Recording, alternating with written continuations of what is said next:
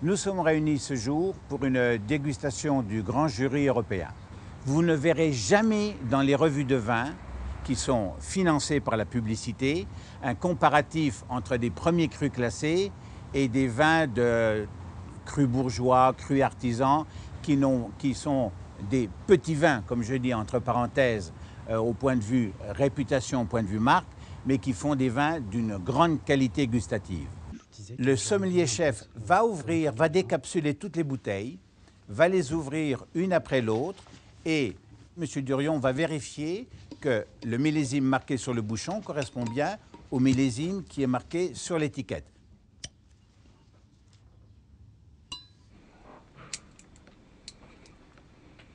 M. Durion vérifiera également la température des vins et on sera prêt à ce moment-là pour faire le service. 15 dégustateurs de très haut niveau ne peuvent pas se tromper en même temps sur le même vin le même jour.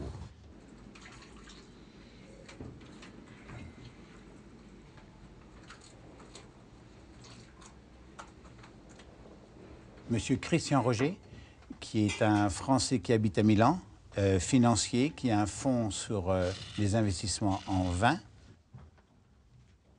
Orazio Vagnozzi, qui est le patron pour l'Italie de KPMG, série Grand Amateur. Laurent Violette, le créateur de ces verres, un jeune plein de promesses, un spécialiste des vieux millésimes, qui est négociant à Bordeaux. Jean-Pierre Giraud, directeur commercial de la maison Taranceau, qui fait un peu la Rolls-Royce de la barrique en France. Et Michel Béthane, le critique français qui est connu de tous les amateurs et de loin, et même largement au-delà de la France. Jacques Perrin, qui est suisse, négociant, journaliste, professeur de philosophie. Wilfried von Grob, professeur à Columbia University. Kevin Sheen, qui est un informaticien, qui travaille beaucoup avec le gouvernement américain. Bernard Burchi, qui est statisticien, professeur dans les grandes écoles, qui écrit très régulièrement dans Le Figaro. Philippe Bourguignon, directeur du restaurant Laurent où nous sommes. Abidur, un luxembourgeois. Caroline Nautin, qui travaille dans le négoce à Bordeaux. Mariam, qui est une dégustatrice journaliste danoise qui habite à Barcelone. Olivier Poussier, meilleur sommelier du monde.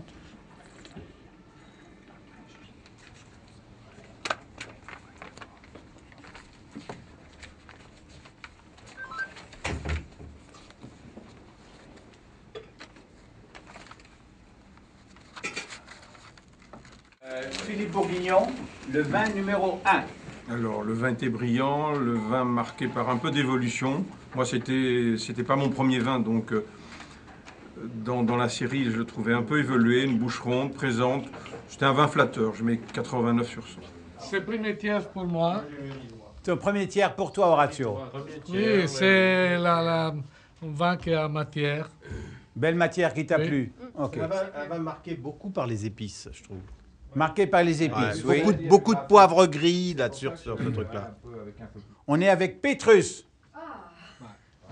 Pétrus 2001. Pétrus du commerce. Et tu sais que c'est une légende qui existe sur Bordeaux, comme quoi il y aurait deux Chaque fois que je le goûte chez les Mouex, il est parfait. Et chaque fois que je le goûte chez Michel Roland, il est parfait. C'est quand même une bouteille à 1400-1500 €. Hein. Merci. Bernard Burchi, vin numéro 2. Il y a un nez intense, c'est boisé, c'est souple, c'est bien tenu par les tanins. Il y a un tout petit creux que j'aime pas trop, c'est pas très long, il y a d'un joli fruit, donc un vin très bien. On est à Ozone. On est à Ozone 2001. Numéro 3. Est-ce que quelqu'un a beaucoup aimé le vin? Caroline? Non, c'est pas ma plus mauvaise note, mais ça fait partie du bas. Du bas. On est à Cheval Blanc. Numéro 4, Michel Béthane. La robe était un peu avancée, c'était un peu truffé. C'est pas complexe, mais bon, c'est buvable. Hein. Ouais, je lui ai donné un côté sudiste, un côté bois brûlé du bois, un côté lard des fumées. Oui. Ah, voilà. Ça, c'est bien. Lard des fumées et Michel Truffé. Alors, on est où? C'est Aubryon. Voilà. Bravo. Aubryon. Jean-Pierre Giraud, numéro 5. Numéro 5, donc j'ai un vin un peu fermé en nez, avec une robe assez sombre. En bouche, c'est un vin dense, vineux, qui montre un millésime un peu austère. Un point de vue féminin. Moi, je trouve qu'au contraire, il y a une belle trame. C'est élégant, c'est soyeux. Il y a une longueur qui est très longue et très puissante. Mais c'est vrai qu'au début, quand la première attaque, c'est sur le soyeux et on peut croire qu'il manque de trame. Mais moi, je trouve pas. Je trouve qu'il y a vraiment une très belle trame. Et il y a beaucoup d'arômes. On est à Latour. Number 6. 6. I like this wine. C'est marqué par l'épice. Very nice, spicy, cloves. Nice attack. Very pleasant in the mouth. Oui. Good final.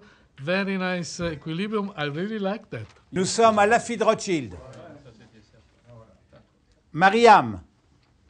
Number 7. Number 7 was not one of the best wines for me, but in the first third, I find it with a very intense, attractive red nose with a lot of spicy eucalyptus. I find it with a very good fruit and a nice freshness on the palate that I found lacking in some of the other wines.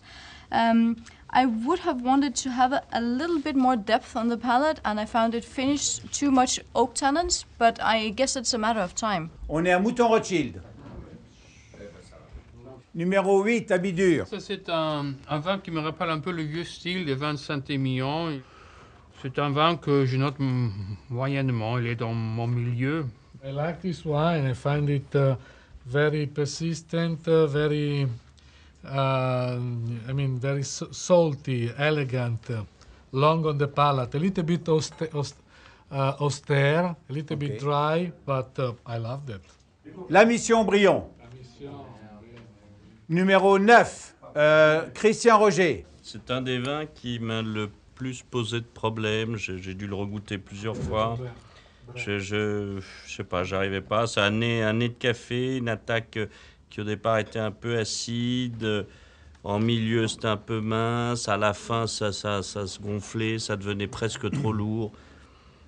C'est un vin difficile à noter. Je sais pas, j'ai mis ça dans le haut de mon troisième tiers. Le style nadalier, ça, avec beaucoup de... au niveau du tonnelier, ça ressemblerait plutôt à Château Margaux. Bravo, tu l'as trouvé, c'est Château Margaux. Numéro 10. Ce qui est impressionnant avec ce vin, c'est la capacité à avoir conservé son fruit et sa couleur aussi jeune et aussi dense. Voilà, il a une jeunesse. Avec une vinosité que les autres n'avaient pas. Et il l'a toujours, extrait. Il a une matière hyper agréable. Une matière hyper agréable, plein de plaisir. Kevin, Il est juteux. Well, this actually was my favorite wine. Since this was double blind, I almost thought it was like Pinot Noir. It has just beautiful fragrance, great concentration, great palate, very silky. I love the wine and I give 96. Highest score. sa meilleure note à Kevin. Ouais, c'est l'Angélus ou quoi? Non. On est à Régnac. On est à Régnac. Un vin à 14 €, alors que mon Pétrus est à 1300 et quelques, même plus.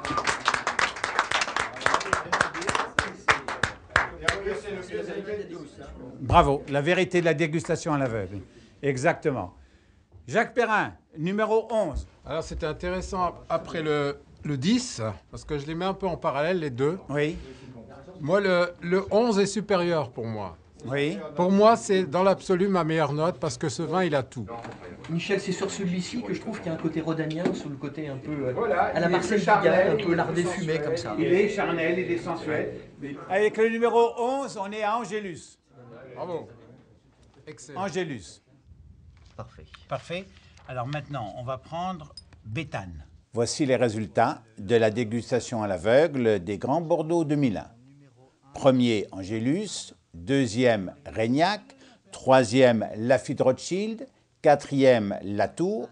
Cinquième, Ozone. Sixième, Mouton Rothschild. Septième, La Mission Brion. Huitième, Pétrus. Neuvième, Aubryon. Dixième, Margaux. 11e, Cheval Blanc.